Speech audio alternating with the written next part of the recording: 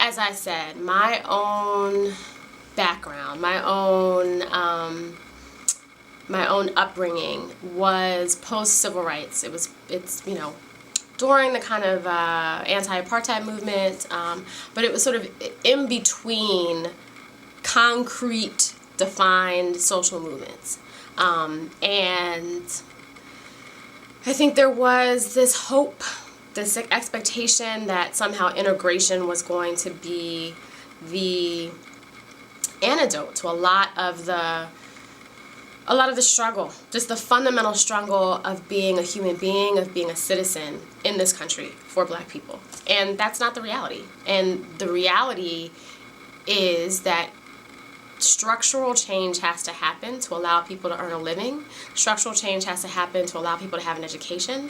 Structural change has to happen to allow people to be citizens. But there is still a fundamental human shift that has to occur to be fully free, to actually fully own your person, to fully own your sense of possibility, to feel that it is not only possible but your birthright to be able to do and be whatever it is that you can conceive, to tap into your belly, to know your purpose, and to enact that purpose. And the reality is that the structure of our society does not facilitate that.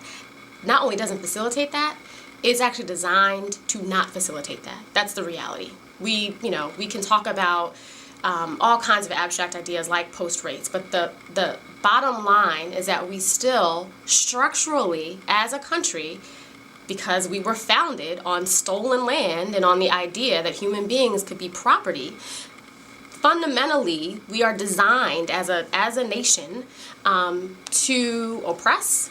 Our economic system is contingent on oppression. It's contingent on there being an underclass. It's contingent on very particular bodies being part of that underclass. And the reality is that's still people of color. That's still poor people that are designed to stay poor. That are designed to fill our prisons.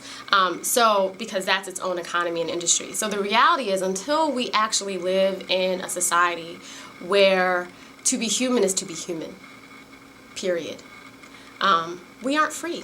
We aren't, not inherently. And so we are still charged with our own liberation. It is not something that happens just because we come out of the womb.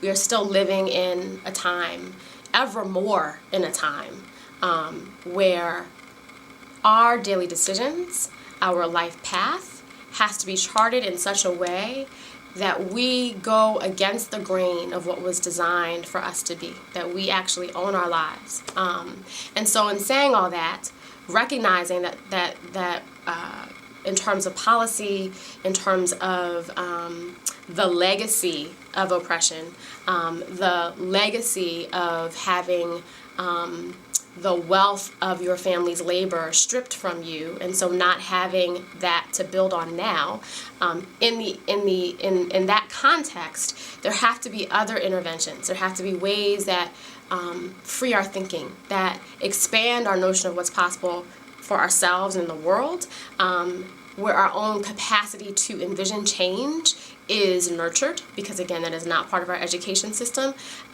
I believe the visual art, I believe that the creative process, all art making, provides a way to practice visioning, practice figuring out some other thing and pulling that some other thing from seemingly out of the ether and making it tangible and real. And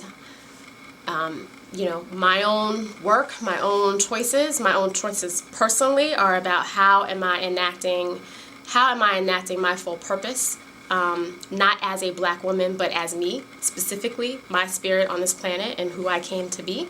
And then my choices as a arts professional, and my choice of being in the arts period, is about how can I help to create opportunities where more Black bodies can do the same.